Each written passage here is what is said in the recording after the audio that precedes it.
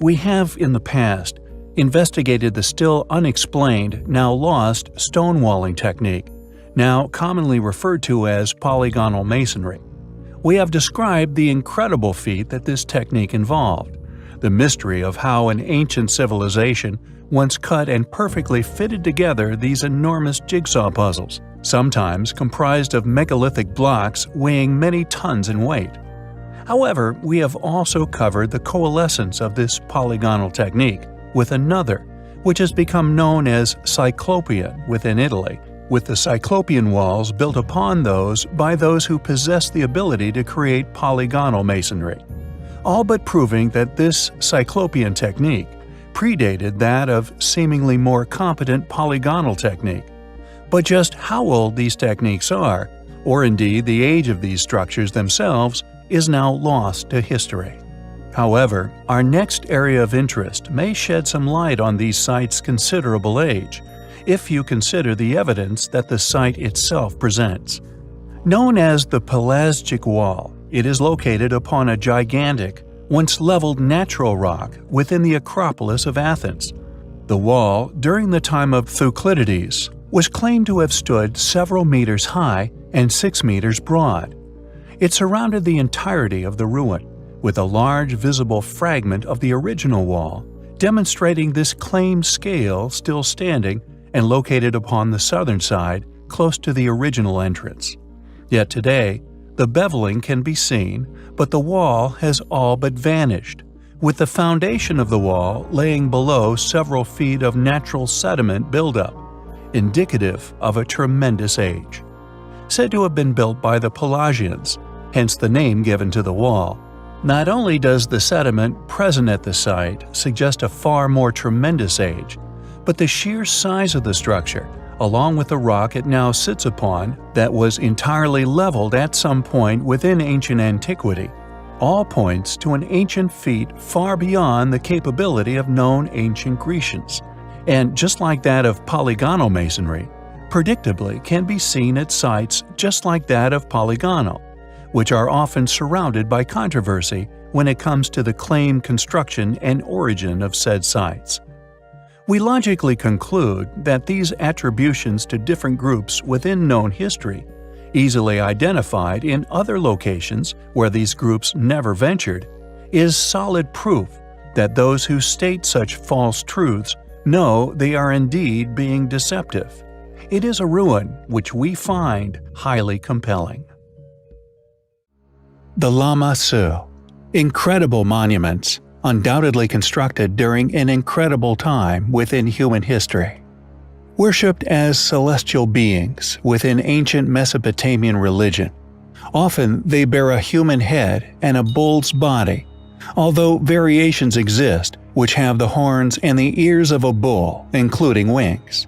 These anthropomorphic statues appear frequently throughout Mesopotamian art, indicating a strong importance to their cultural beliefs. It is now understood that the Lama Su were perceived as household protective spirits within ancient Babylonian belief systems, becoming associated later as royal protectors, which were placed as sentinels at entrances. The reason for our video, however, does not surround the religious importance or indeed cultural history of the Lama Su. Instead, we wish to explore the enormous, inexplicable size, and thus weight, of these incredible ancient statues.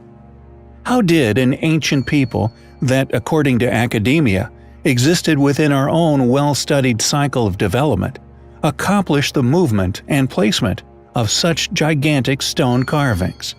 If we look at the efforts of Henry Leonard, for example, made within 1847, you soon realize that the mammoth scale and as yet unexplained undertaking the placement of these masterfully decorated stones must have been. After discovering more than half a dozen pairs of these colossal statues, some depicting lions, some depicting bulls, often weighing up to 27 metric tons, Henry Leonard decided that he would attempt to bring 2 of these smaller artworks, weighing in at a mere 10 tons each, to England. However, he found that after an 18-month, painstaking, torturous journey, which included several near disasters, just how incredible the placement of these monuments once were. He eventually succeeded in bringing them to a British museum.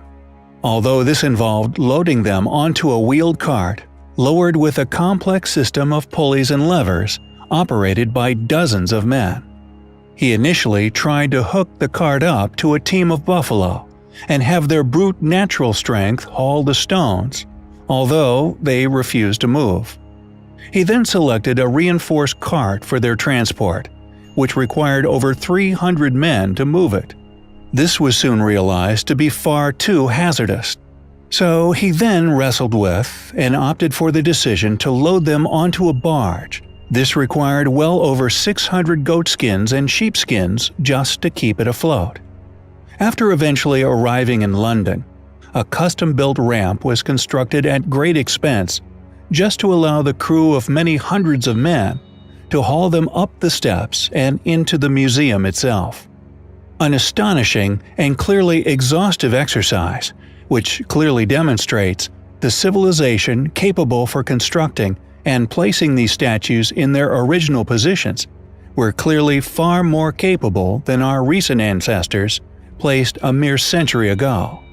This dramatic sequence of events is clear indication that the national museums involved in the funding and transport of such exhibits, even back in 1847, were more than aware of the astonishing feats these monuments were, yet are seemingly committed to a conspiracy, which we believed is severely limited in accurate chronological events.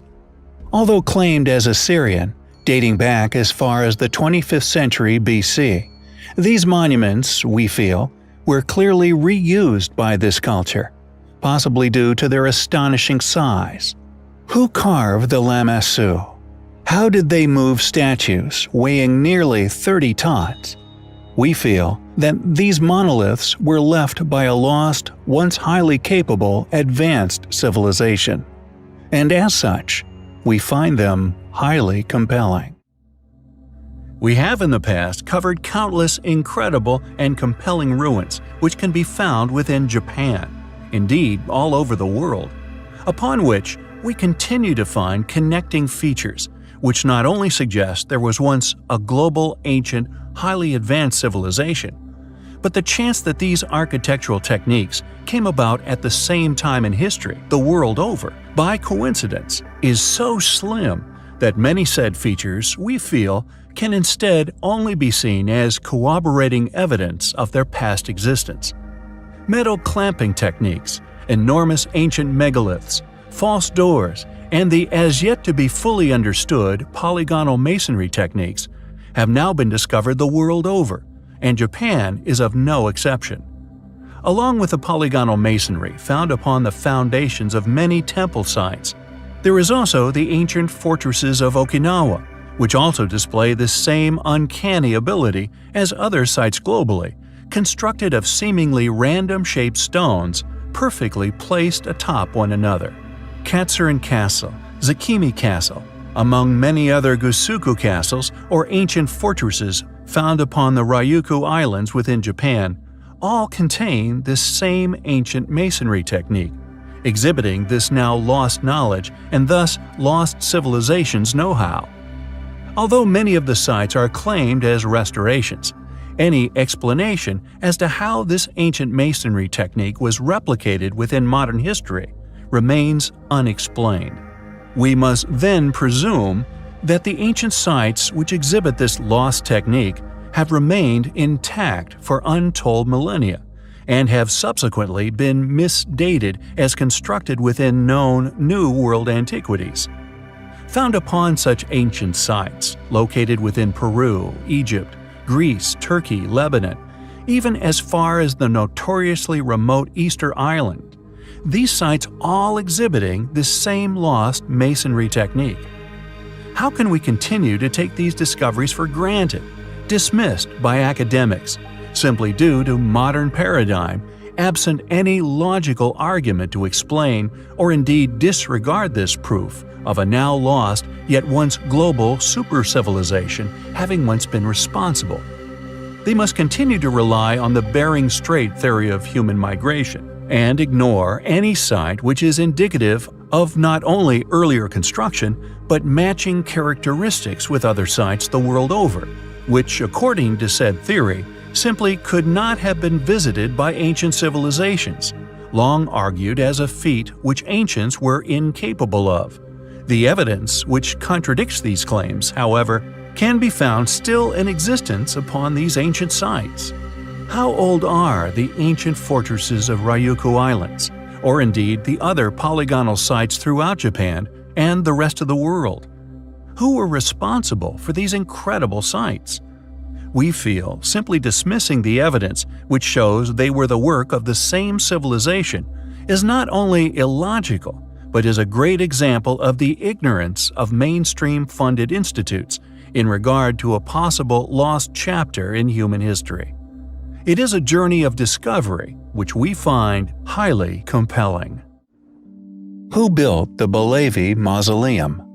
There are many as yet unexplained ruins which can be found within modern-day Turkey, the temples of Baalbek, the Patera pipelines, among many others, yet the Balavi Mausoleum, like the other most astonishing ancient structures to be found here upon our earth, are quietly overlooked.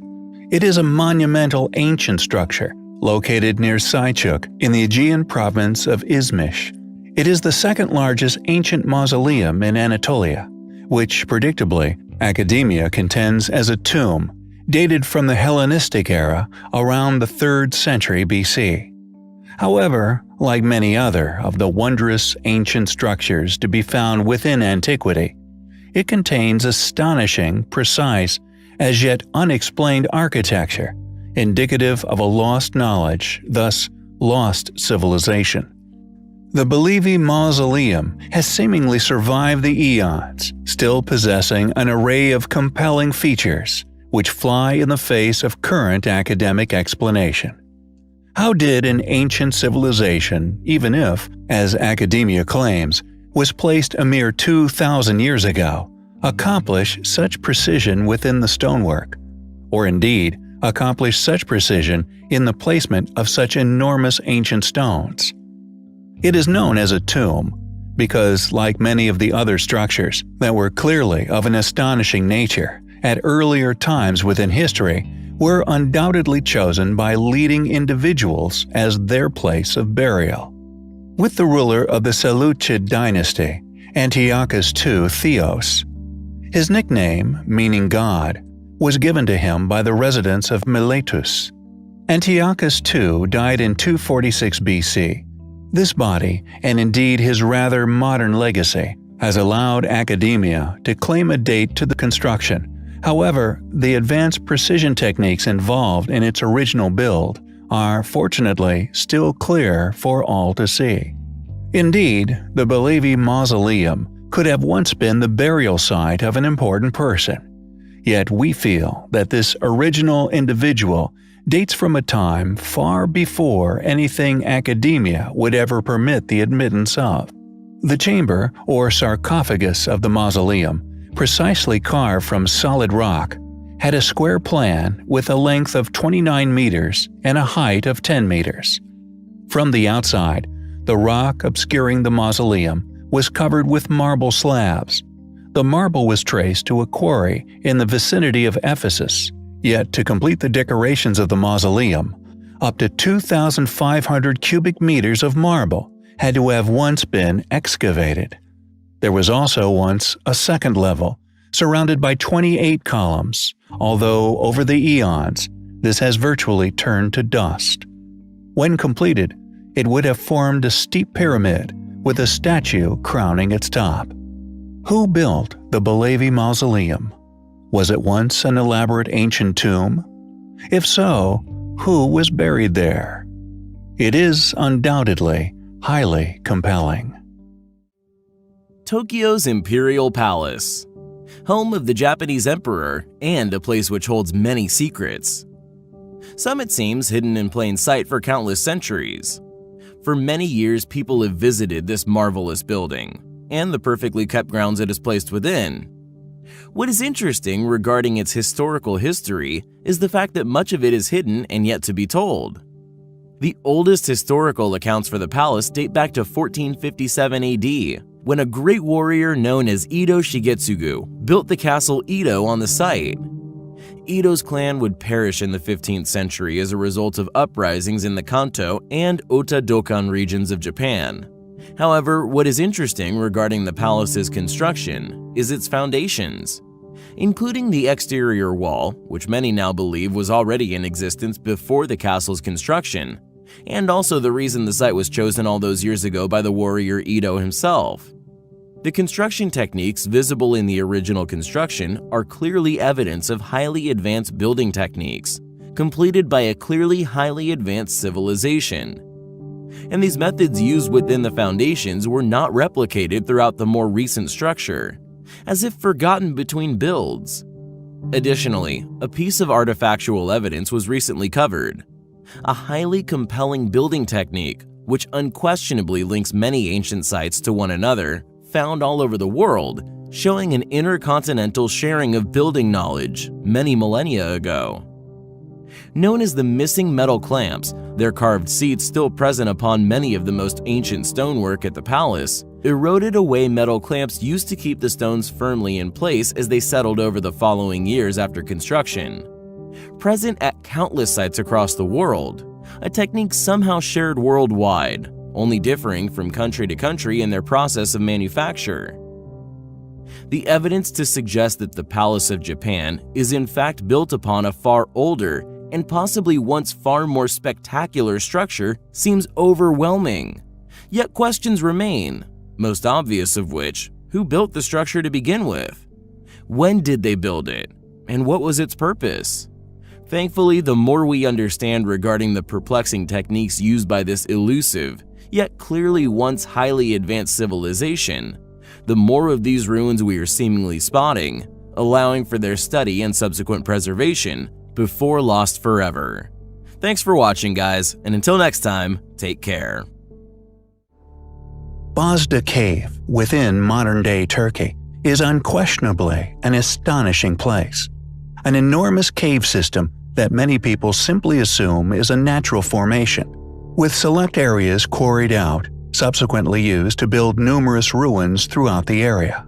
However, what many people have seemingly overlooked, and we presume funded academics have deliberately ignored, are the signatures left all over the stonework throughout the network of caverns, strongly indicating that this huge complex was once, somehow, hewn by ancient man.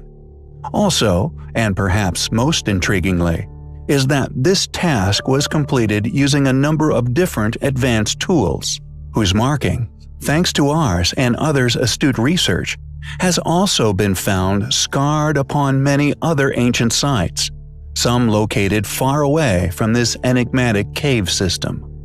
The stone, once quarried out to create this enormous cavern, subsequently located as having been used to create a number of remarkable precision-cut monuments, including a once existing wall which surrounded an ancient site known as Hairan.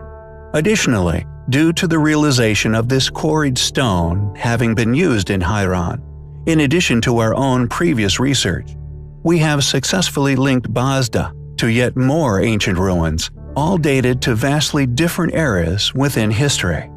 Thanks to our channel's creator possessing a photographic memory, we have correlated undeniable characteristic similarities, connecting many of these ancient sites throughout the world. Firstly, the signatures left by advanced stone-cutting technologies, tool marks left upon the cave system's walls, scars upon the stonework, which are present at many other sites, Baalbek in Lebanon, Petra in Jordan, Yangshan Quarry within China, and at least 2 rock-cut monuments within India, the roof of a precision-cut cave, and an unfinished temple known as Veduvan Koil. This crescent-shaped scarring, often of an overlapping fashion, we feel is reminiscent of scars left by modern-day tunnel boring equipment. Yet due to the lack of in-depth research surrounding such anomalies, with these tool marks, as far as we are aware, only receiving limited attention at Baalbek and merely photographed at Yangshan, have begun to name such markings ourselves in an effort to categorize and identify such curiosities being discovered worldwide, with these now known to us as crescent cup and ring marks.